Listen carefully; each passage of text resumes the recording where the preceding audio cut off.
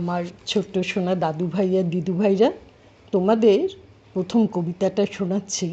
একটু মজার কবিতা, শোনো, ভালো লাগবে। কবিতাটার নাম হচ্ছে কিম্ভূত, লিখেছেন সুকুমার রায়।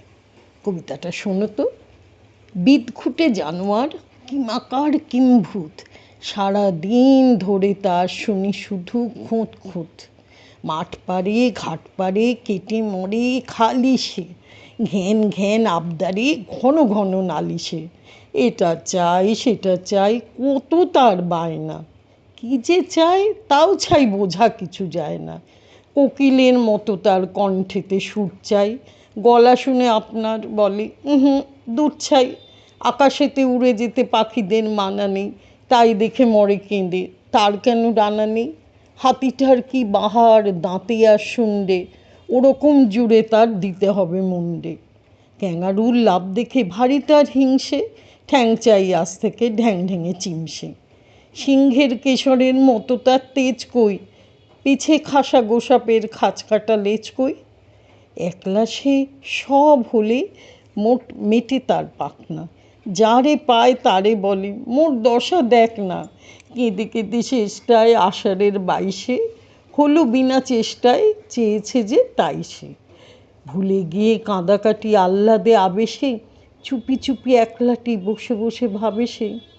লাফ দিয়ে হুশ করে হাতি কভু নাচে কি, কলা গাছ খেলে পড়ে ক্যাঙারুটা বাঁচে কি। হোতা মুখে কুহু ডাক শুনে লোকে কবে কি, এই দেহে শুনো না খাপছাড়া হবে কি। বুড়ো হাতি ওড়ে বলে কেউ যদি গালি দেয়, কান টেনে ল্যাজ মোলে দুয়ো বলে তালি দেয়। কেউ যদি তেড়ে মেরে বলে তার সামনে, কোথাকার তুই কে রে, নাম নেই ধাম নেই, জবাব কি দেবে ছাই, আছে কিছু বলবার। কাচুমাচু বসে তাই মনে শুধু তোলপাড়। নই ঘোড়া নই হাতি নই সাপ বিচ্ছু, মৌমাছি প্রজাপতি নই আমি কিচ্ছু। মাছ ব্যাঙ গাছ পাতা জল মাটি ঢেউ নই, নই জুতো নই ছাতা, আমি তবে কেউ নই। কবিতাটা খুব সুন্দর না? এই একটা জানোয়ার, মানে জানোয়ার মানে একটা জন্তু বা জানোয়ার যাকে বলে, সে না সব কিছু চাই তার। তার হাতির মতো শুঁড় লাগবে, তারপরে তার কী বলে পাখিদের মতো ডানা লাগবে, ক্যাঙারুর মতো তার ক্যাঙারু যেরকম লাফায় সেরকম তার ঠ্যাং দরকার, আর তারপরে কুহু ডাক লাগবে, মানে কোকিল যেরকম সুন্দর ডাক। এবার এই সব কিছু সে চাইছে ঘ্যান ঘ্যান করতে করতে, অবশেষে তার সব ইচ্ছে পূর্ণ হলো। এবার যেই তার ইচ্ছে পূর্ণ হয়েছে, ও মা, এবার সে বলে আমি কি করব, হাতি কি কখনো ওড়ে? হ্যাঁ, আমি কি এরকম বিচ্ছিরি দেখতে, আমি কি এখন কোকিলের মতো কুহু স্বরে গান গাইব? তাহলে আমি কে? আমি তো ঘোড়াও নই, হাতিও নই, সাপও নই, মৌমাছি নই, প্রজাপতি নই।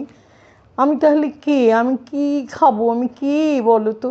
এবার নিজের পরিচয় সে নিজেই খুঁজে পাচ্ছে না, কারণ যার যা কিছু আছে সে সব কিছু চায়। তাহলে একটা কিম্ভূত কিমাকার হয়ে গেছে, এখন তো আর চাইলেও আর পাবে না কিচ্ছু, তাই না? এইরকম উল্টোপাল্টা কেউ বায়না করে বলো তো? এখন ওকে লোকে কি বলবে কিম্ভূত ছাড়া?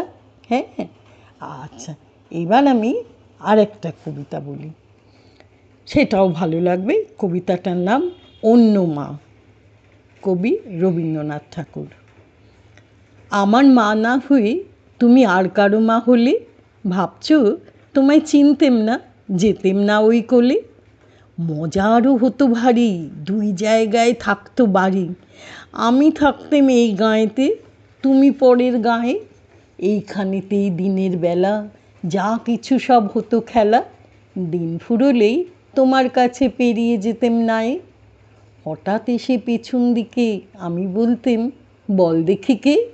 তুমি ভাবতে চেনার মতো, চিনি নে তো তবু। তখন কোলে ঝাঁপিয়ে পড়ে আমি বলতেম গলা ধরে, আমায় তোমায় চিনতে হবেই, আমি তোমার অবু। ওই পাড়েতে যখন তুমি আনতে যেতে জল, এই পাড়েতে তখন ঘাটে, বল দেখি কে বল। কাগজ গড়া নৌকোটিকে ভাসিয়ে দিতেম তোমার দিকে, যদি গিয়ে পৌঁছতো সে, বুঝতে কি সে কার। সাঁতার আমি শিখিনি যে, নইলে আমি যেতাম নিজে। আমার পাড়ের থেকে আমি যেতেম তোমার পার। মায়ের পাড়ে অবুর পাড়ে থাকতো তফাৎ, কেউ তো কারে ধরতে গিয়ে পেত না কো, রইতো না একসাথে। দিনের বেলায় ঘুরে ঘুরে দেখা দেখি দূরে দূরে, সন্ধেবেলায় মিলে যেত অবুতে আর মাতে।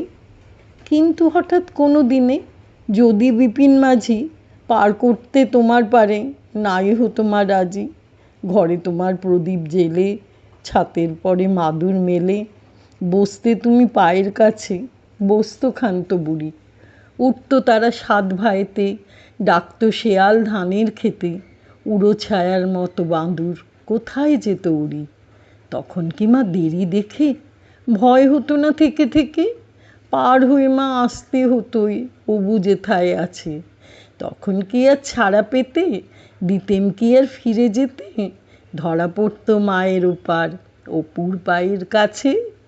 তাই না?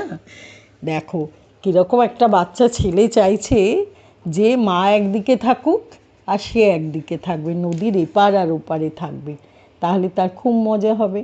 সে একবার এপার থেকে ওপারে যাবে, হ্যাঁ, কিন্তু মাকে সে ছেড়ে কিন্তু থাকবে না।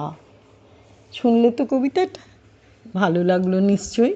ঠিক আছে, এরপরে আবার তোমাদের অন্য কবিতা বা গল্প নিয়ে আসবো।